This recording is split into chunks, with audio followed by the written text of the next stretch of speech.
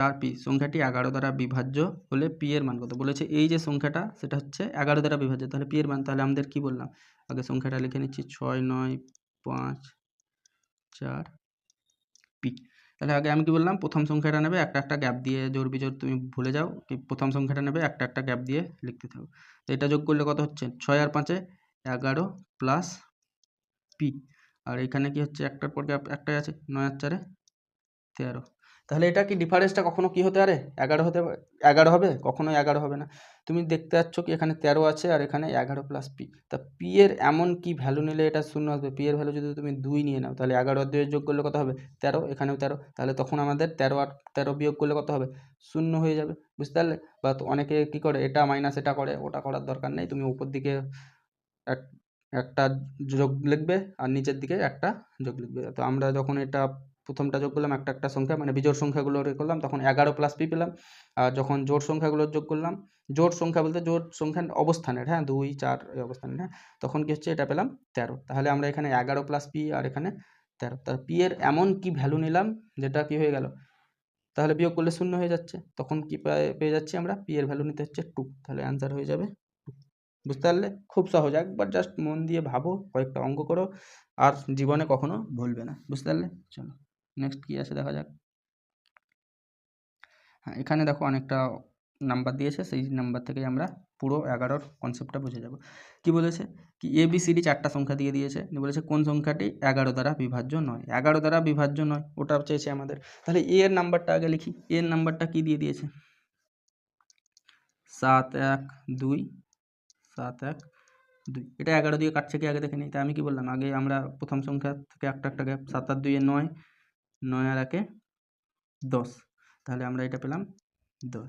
এবার জোড় সংখ্যাগুলোর যোগ করছি, 7 আর 1 8, 8 আর 2 10, তো এখানেও 10 ওখানেও 10, মানে এটা যদি এবার আমরা বিয়োগ করি 10 আর 10 বিয়োগ করলে কত হয়ে যাবে শূন্য হয়ে যাবে, তার মানে এটা 11 দিয়ে কাটবে। তাহলে আমাদের বিভাজ্য 9 চেয়েছে, হ্যাঁ তাই 11 দিয়ে এটা কাটবে, তার মানে এটা হবে না, এটা আমরা বাদ। এবার বি এই সংখ্যাটা নাও, কি বলেছে 1 7 7 2 1 0, তাকে যোগ করছি আমরা বিজোড় সংখ্যার এগুলো, 1 আর 7 8, 8 আর 1 9, তাহলে কি পেলাম 1 আর 7 8, 8 আর 1 9। এবার এটা যোগ করছি 7 আর 2 9 আর 0 যোগ করলে কি হয় 9, তাই এই সংখ্যাটা দেখো 9 আর 9 যদি আমরা বিয়োগ করি 0 পাবো, তাহলে এই সংখ্যাটাও 11 দিয়ে কেটে যাবে। যখনই আমরা কি বললাম বিয়োগটাই 0 বা 11 দিয়ে ডিভিজিবল হবে, তার মানে সেটা 11 দিয়ে কাটবে, তার মানে এটা তো 9 আর 9 বিয়োগ করছি, তার মানে এটাও আমাদের হবে না, 11 দিয়ে এটা কেটে যাবে, আমাদের কাটবে না কোনটা সেটা চেয়েছে। এবার সি এর ভ্যালু, সিটা কি বলেছে দেখো, সি বলেছে 6 4 6 1 4, 6 4 6 1 4। তাহলে আগে আমরা বিজোড় সংখ্যার এগুলো যোগ করছি, 6 আর 6 12, 12 আর 4 কত হয় 16, 6 আর 6 12, 12 আর 4 16, আর এখানে 4 আর 1 5, তার মানে কি পেলাম দেখো 16 মাইনাস 5, এটা পাচ্ছি 11। তা আমরা কি বলেছিলাম কি আমরা এই যখন জোড় আর বিজোড়ের অবস্থানের বিয়োগ করব সেটা 0 বা 11র ডিভিজিবল হতে হবে, তাই 11 পেয়ে গেলাম, তার মানে এটা কি 11 দিয়ে কাটে, তো 11টা 11 দিয়ে কাটে না, অবশ্যই কাটে, তার মানে এটাও তোমার 11 দিয়ে কাটবে, বুঝতে পারলে? এটাও 11 দিয়ে কাটবে সিটা। তো এইরকম সবসময় 0 আসবে সেটা না, হয় কখনো 0 আসবে না হয় 11, যদি এখানে 10 চলে আসতো তাহলে আমরা কাটতো না এটা, বুঝতে পারলে? এই বিয়োগটা যদি 10 চলে আসতো তাহলে আমাদের কাটতো না, এখানে 11 পেয়ে গেছে, তার মানে এটাও 11 দিয়ে কাটবে। এবার ডি নাম্বারটা কি বলে দিয়েছে 7 5 6 1 4 8, তো দেখো এগুলো যোগ করো এবার, 7 আর 6 কত হয় 13, 13 আর 4 17, 17 পেলাম। এবার জোড় সংখ্যা জোড় অবস্থানের 5 আর 1 6, 5 আর 1 6, 6 আর 8 8 আর 6 কত হয় 14, তো এবার 17 বিয়োগ 14 করলাম, মানে যেটা বড় থাকবে এখানে আমাদের কি কি তুমি ওই 14 আগে লিখবে পরে 12 17 লিখবে, ওটা কোনো ম্যাটার করে না, আমাদের জাস্ট এটা দেখে নেবো কি বড় থেকে ছোটটা বিয়োগ করে দেবো। তাহলে 17 থেকে 14 যেটা হচ্ছে তার মানে কত হচ্ছে 3, তা 3 কি কখনো 11 দিয়ে কাটে, বা এটা 3 আছে আমরা বিয়োগটা 3 পেয়ে গেলাম, তার মানে এটা 11 দিয়ে কাটবে না, কারণ 11 দিয়ে কাটার নিয়মই হচ্ছে যদি এটা 0 বা 11 আসে তবেই আমরা কাটতে পারবো, বুঝতে পারলে? তাহলে এটা আমাদের 11 দিয়ে কাটছে না এই সংখ্যাটা, বুঝলে? এটা দিয়ে আশা করছি কনসেপ্ট ক্লিয়ার হয়ে গেল। তাহলে আমাদের অ্যান্সার হয়ে যাবে ডি, কি 11 দিয়ে কাটবে না শুধুমাত্র এই সংখ্যাটা, বুঝলে?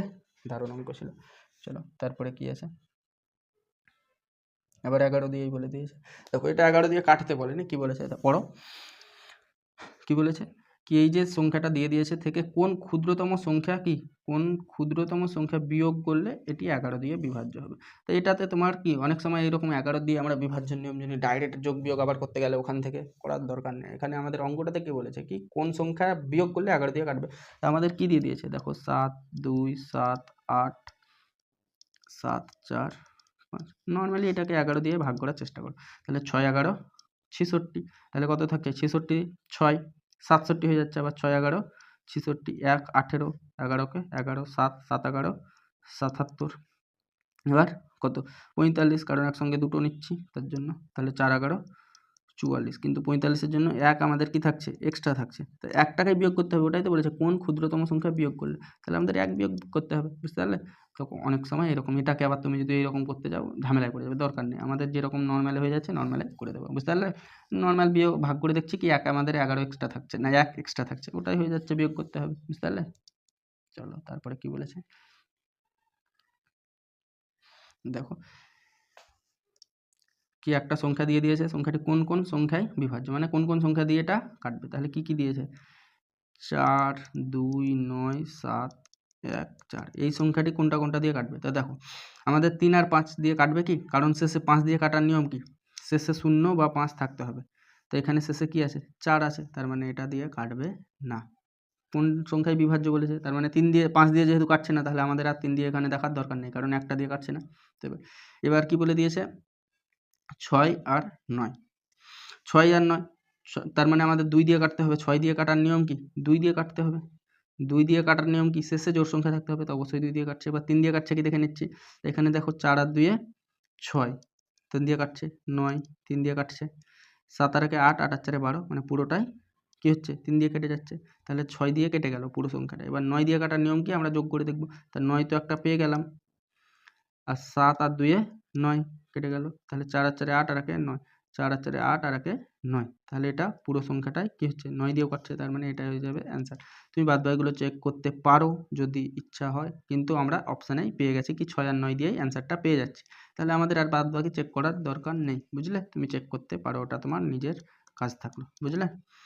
তারপরে আমাদের কি বলেছে, এই অঙ্কটা ভালো অঙ্ক, দেখো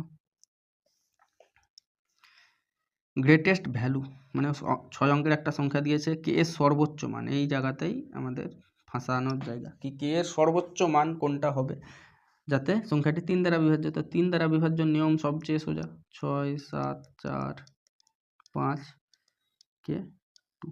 তো এটা 3 দিয়ে কাটার নিয়ম কি, আমরা 3 দিয়ে কাটার নিয়ম কি, 3 দিয়ে সব সংখ্যাকে যোগ করব, যেটা 3 দিয়ে যদি কাটে তাহলে 3 দিয়ে কাটবে। তা 6 3 দিয়ে কাটে, দেখো 4 আর 5 9, এটাও 3 দিয়ে কাটে।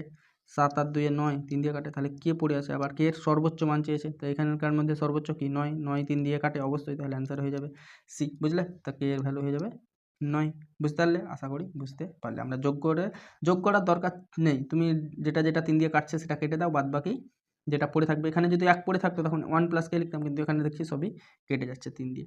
তুমি এমনিতেও যোগ করতে পারো, কত হচ্ছে দেখো, 7 আর 6 13, 13 আর 4 17, 17 আর 5 22, 22 আর 2 24, 24 কত 3 দিয়ে কাটে, তার 3 8 24, তাহলে কি হচ্ছে, তার জন্য পুরোটা কেটে গেল। আর কে পড়ে থাকছে, তো কে এর ভ্যালু সর্বোচ্চ বলেছে তার জন্য 9, যদি সর্বনিম্ন বলতো এই অপশানের মধ্যে তাহলে 6 হতো, কিন্তু এখানে সর্বোচ্চ বলেছে, 9 হচ্ছে 6 থেকে বড়, তার জন্য আবার 3 দিয়ে কাটে, তার জন্য এটা, বুঝতে পারলে। চলো আমাদের একটা অঙ্ক আগে বাকি ছিল, কোন নম্বরটা,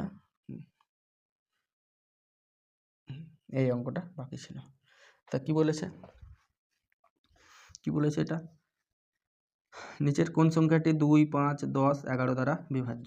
তা আমাদের কি দেখো 2 দিয়ে বিভাজ্য নিয়ম কি, শেষে জোড় সংখ্যা থাকতে হবে, শেষে তো এটাতে জোড় সংখ্যা নেই শেষে, তো প্রথমে এটা আউট, কারণ শেষে কি আছে, এটা দেখো শেষে 7 আছে, 7 কি জোড় সংখ্যা না, তাহলে এটা পুরোটা কেটে গেল, প্রথমেই 2 দিয়ে এটা কাটছে না।